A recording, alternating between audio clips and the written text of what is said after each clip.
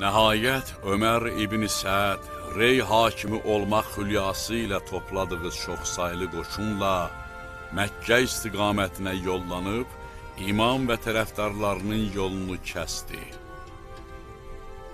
Tarixi mənbələrə görə hicrətin 61-ci ilində qanlı Aşura hadisəsi baş verdi və qeyri-bərabər döyüşdə İmam Hüseyin və tərəfdarları qəhrəmancasına şəhid oldular.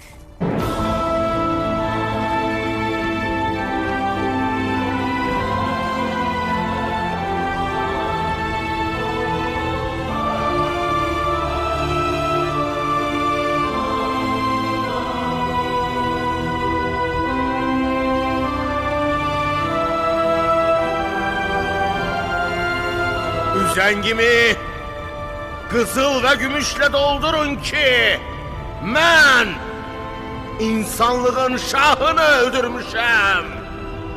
Mən ata-anası hamıdan üstün olan bir şəxsi öldürmüşəm.